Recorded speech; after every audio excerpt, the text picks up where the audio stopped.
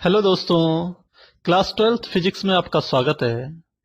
आज से हम क्लास 12th फिजिक्स में चैप्टर 1 के बहुविकल्पी प्रश्नों को शुरू कर रहे हैं। तो मुझे उम्मीद है आपको यह सीरीज काफी अच्छी लगेगी। तो शुरू करते हैं। हमारा पहला प्रश्न है, आवेश की मूल इकाई का मान कितने कूलाम होता है? और ऑप्शन है A plus minus 1.6 10 to the power minus 19 coulomb, B plus minus 1.6 10 to the power minus 80 coulomb, C 1.6 multiply 10 to the power minus 16 coulomb, और डी है कोई नहीं। तो आप आंसर बताइए कौन सा होगा। और जो सही आंसर है वह है 1.6 multiply 10 to the power minus 19 coulomb. तो आप इसको जरूर ध्यान रखिएगा। तो फिर अगला प्रश्न देखते हैं। हमारा अगला प्रश्न है, विद्युत द्विध्रुव का मात्रक होता है। तो आपको बताना है इनमें से कौन सा विद्युत द्विध्रुव का मात्रक होता है। ए ऑप्शन है जूल, बी है वोल्ट, सी है कूलाम मीटर, और डी है फैराड। मुझे लगता है काफी आसान प्रश्न है, तो आप बताइए। तो इसका जो सही आंसर है वह है कूलाम मीटर, क्योंकि विद्युत द्विध्रुव P इज इक्वल टू होता है 2QL। तो अब अगला प्रश्न देखते हैं। हमारा अगला प्रश्न है, आवेशित खोखले गोलाकार चालक के भीतर विद्युत क्षेत्र की तीव्रता होती है। और ऑप्शन है ए 0, बी 1 न्यूटन पर कूलाम, सी अनंत यानी कि इन्फिनिटी, और डी 2 न्यूटन पर कूलाम। तो आप बताइए इसका सही आंसर क्या होगा। और जो सही आंसर है वह है 0, क्योंकि खोखले गोलीय चालक के भीतर विद्युत क्षेत्र क्या होता है? 0 होता है। तो अगला प्रश्न देखते हैं। अगला प्रश्न है, रेखीय आवेश घनत्व का मात्रक होता है।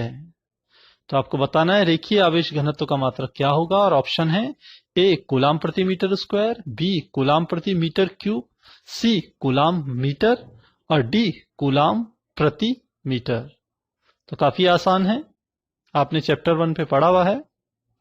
और इसका जो सही ऑप्शन है, सही आंसर है, वह है कूलाम प्रति मीटर, क्योंकि इसका फार्मूला होता है रेखीय आवेश घनत्व, जिसको लैम्डा से प्रदर्शित करते हैं, वो होता है Q/L। तो अगला प्रश्न देखते हैं। अगला प्रश्न है, निम्न में से कौन एक अदिश राशि है? तो आपको बताना है इनमें से अदिश राशि कौन सी है। और आपके ऑप्शन है ए वैद्युत क्षेत्र, बी वैद्युत द्विध्रुव, सी वैद्युत बल, और डी वैद्युत फ्लक्स। तो मेरे को लगता है काफी आसान है। इन चारों के बारे में आपने काफी डिटेल में पढ़ा इस चैप्टर में। और सही ऑप्शन है विद्युत फ्लक्स, क्योंकि यह क्या होती है? बल रेखाओं की संख्या होती है, वैद्युत बल रेखाओं की संख्या, जो कि अदिश राशि होती है। अब अगला प्रश्न देखते हैं। अगला प्रश्न है, किसी दिए गए आवेश को परिबद्ध करने वाला कोई भी काल्पनिक पृष्ठ कहलाता है। और आपके ऑप्शन है ए मुक्त पृष्ठ, बी चुंबकीय क्षेत्र पृष्ठ, सी गॉसी पृष्ठ, और डी हमारा होता है कूलाम का पृष्ठ। तो आपको ध्यान हो तो आवेश को परिबद्ध करने वाला जो काल्पनिक पृष्ठ होता है वह कौन सा होता है? और सही ऑप्शन है गॉसीय पृष्ठ। और इसी के द्वारा हम क्या करते हैं? एक सतत आवेश के कारण वैद्युत क्षेत्र की तीव्रता को ज्ञात करते हैं। अगला प्रश्न देखते हैं। अगला प्रश्न है, गोले के केंद्र पर अंतरित घन कोण का मात्रक होता है। और ऑप्शन है हमारे ए रेडियन, बी स्टेरेडियन, सी डिग्री, और डी अंश। तो मुझे लगता है काफी बेसिक चीजें हैं, आपको ध्यान रहनी चाहिए, यह हमने चैप्टर में बताई थी। और सही आंसर है इसका स्टेरेडियन, यानी कि बी पार्ट, क्योंकि जो घन कोण होता है उसका मात्रक स्टेरेडियन होता है। आपने मूल मात्रक और पूरक मात्रक जरूर पढ़े होंगे क्लास 11th में। तो नेक्स्ट क्वेश्चन देखते हैं। यह विद्युत क्षेत्र में किसी बिंदु पर 10 कूलाम आवेश पर 5 न्यूटन का बल लगता है, उस बिंदु पर विद्युत क्षेत्र कितना होगा?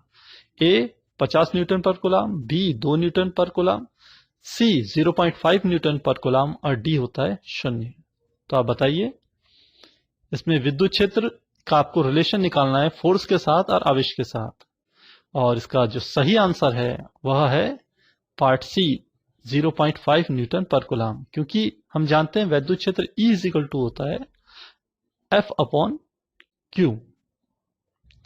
अगला प्रश्न है, दो प्रोटॉनों के बीच लगने वाला विद्युत बल गुरुत्वाकर्षण बल की तुलना में होता है, और ऑप्शन है ए अत्यंत प्रबल, बी अत्यंत क्षीण, सी बराबर और डी नगण्य। तो आपको बताना है दो प्रोटॉनों के बीच में लगने वाला विद्युत बल गुरुत्वाकर्षण बल की तुलना में कैसा होगा। ऑप्शन आपके सामने है, आप थोड़ा ध्यान दीजिए तो आपको याद आएगा। और जो सही ऑप्शन है वह है अत्यंत प्रबल। इसका अर्थ है वैद्युत बल गुरुत्वाकर्षण बल की तुलना में बहुत प्रबल होता है, शक्तिशाली होता है दो प्रोटॉनों के बीच में। अगला प्रश्न देखते हैं। हमारा अगला प्रश्न है, कोई आवेशित कण एक समान स्थिर वैद्युत क्षेत्र में क्षेत्र के लंबवत प्रवेश करता है, कण का पथ क्या होगा। और ऑप्शन है ए वृत्ताकार, बी परवलयाकार, सी सरल रेखीय और डी होता है आयताकार।